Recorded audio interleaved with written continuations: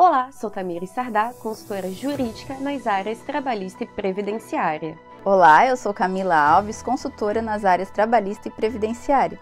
Neste ITC News em Debate, abordaremos os impactos no âmbito trabalhista da decisão do Supremo Tribunal Federal no recurso extraordinário com agravo número 1.121.633, com repercussão geral reconhecida, tema 1046, popularmente conhecida como a prevalência do negociado sobre o legislado nas rotinas de departamento pessoal.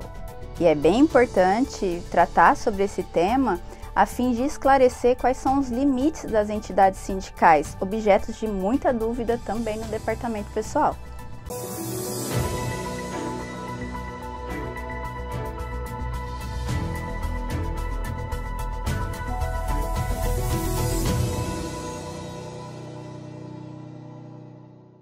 O Supremo Tribunal Federal, em 2 de junho de 2022, decidiu que os acordos e as convenções coletivas de trabalho que restringam ou que afastem direitos trabalhistas são válidas, desde que assegurem um patamar civilizatório mínimo ao trabalhador.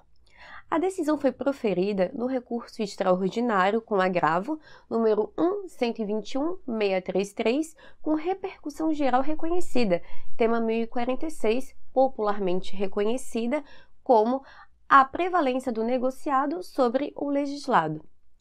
Mas o que significa exatamente o patamar civilizatório mínimo?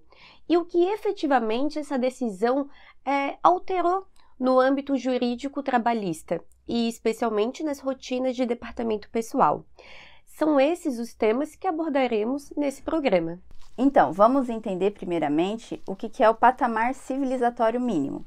O Supremo Tribunal Federal definiu que a possibilidade do afastamento ou restrição dos direitos dos trabalhadores devem respeitar os direitos absolutamente indisponíveis, que são assegurados pelas normas constitucionais, pelos tratados e acordos internacionais incorporados pelo direito brasileiro e mesmo que nas normas infraconstitucionais assegurem uma garantia mínima de cidadania aos trabalhadores.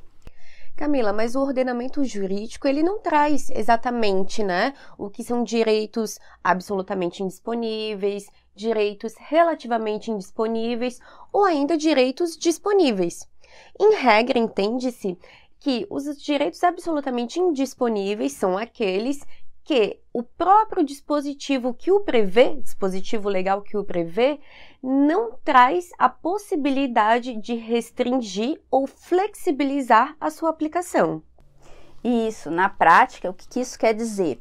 Quer dizer que as convenções ou acordos coletivos, eles não podem retirar direitos dos trabalhadores como relativos à saúde e segurança do trabalho, férias, 13º salário, descanso semanal remunerado, que já estão previstos no artigo 7º da Constituição Federal.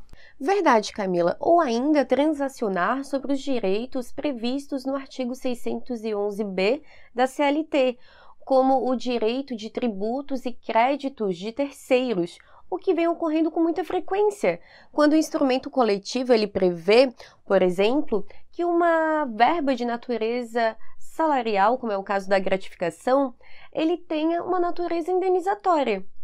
Isso é totalmente vedado pela legislação, porque o instrumento coletivo ele não pode dispor sobre a incidência tributária. Sim, e já em contrapartida, por exemplo, o instrumento coletivo de trabalho, ele poderia prever a redução do salário temporariamente, para esses empregados, sempre através de acordo coletivo, mesmo que exista o princípio da irredutibilidade salarial previsto no artigo 7º da Constituição Federal, no inciso 6.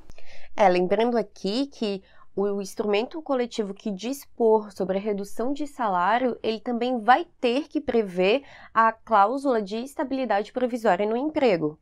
E aí, está gostando do conteúdo? Então não se esqueçam de nos seguir nas redes sociais, se inscreverem no nosso canal para assistir todos os vídeos e dar o seu like. Camila, mas o que de efetivamente novo a decisão do STF nos trouxe? Porque essa questão do negociado sobre o legislado já era uma ideia trazida pela reforma trabalhista, pela Lei 13.467 de 2017, que introduziu o artigo 611-A na CLT e também trouxe o 611-B, que traz restrições à liberdade sindical. Então, Tamires, na verdade, ele só trouxe uma moldura de limites, digamos assim, né? Estabelecendo que os limites realmente do negociado sobre o legislado devem corresponder aos direitos absolutamente indisponíveis previstos na Constituição Federal, nas normas e tratados internacionais incorporados pelo direito brasileiro e pela norma infraconstitucional, que é o caso da CLT, trazendo assim uma garantia mínima de cidadania aos trabalhadores. E na rotina de departamento pessoal, o que muda? Então, Camila, na verdade, nada de efetivamente, né?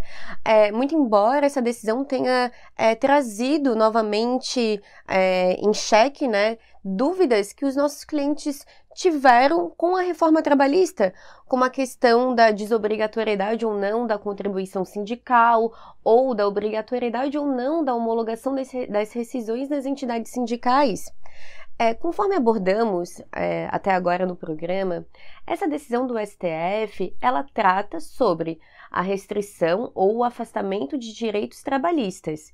Ela não traz uma liberdade restrita às entidades sindicais, trazendo a possibilidade eventual de elas criarem qualquer tipo de obrigação às empresas ou aos empregados. Em outras palavras, a decisão ela não traz um poder absoluto aos sindicatos. Então, nem sempre o negociado efetivamente vai prevalecer sobre o legislado. Então, e também não podemos nos esquecer de outras decisões que já foram proferidas pelo Supremo Tribunal Federal, como é o caso, por exemplo, da obrigatoriedade da contribuição sindical, que foi decidida pela ação direta de inconstitucionalidade 5794, em que é nula a regra ou cláusula prevista em acordo ou convenção coletiva que determine a obrigatoriedade do recolhimento dessa contribuição, mesmo que tenha sido acordado através de convenção coletiva, que tenha sido feito atas de assembleias ou de outro instrumento no estatuto do sindicato, né? E isso vale também tanto para as contribuições relativas às empresas, como as contribuições descontadas dos empregados. E isso também tem respaldo no artigo 8º da Constituição Federal, que determina que é livre a associação profissional e sindical. E outra coisa também que é importante ressaltar é que o fato de tanto o empregado como a empresa não contribuir com os sindicatos não afasta a obrigatoriedade do sindicato fixar essas convenções coletivas e acordos na sede dos respectivos sindicatos e nos estabelecimentos empresariais, como prevê o artigo 614, parágrafo 2º da CLT. Excelente, Camila.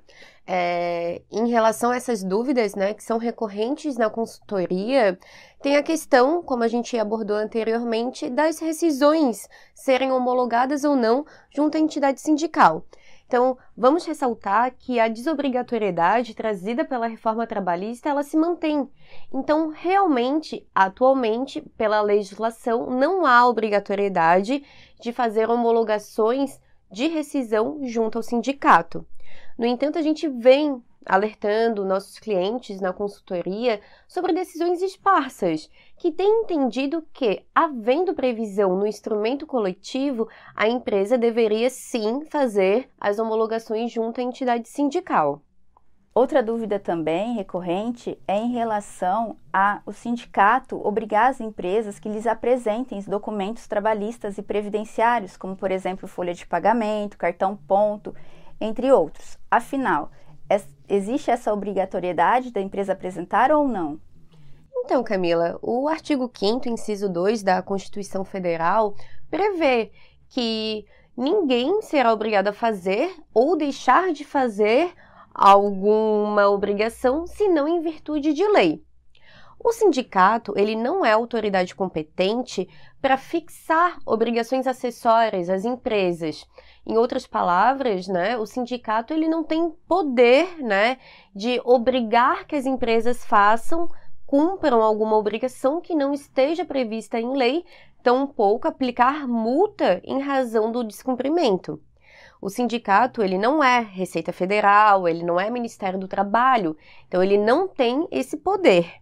Tamires, é bem importante diferenciar o que é uma obrigação legal do que pode ser eventualmente discutido judicialmente. Sim, Camila, assim como, né, sempre analisar, avaliar os possíveis riscos trabalhistas, previdenciários, a fim de tomar a melhor decisão. Então, vamos encerrar esse programa. Espero que tenham gostado e até o próximo. Tchau!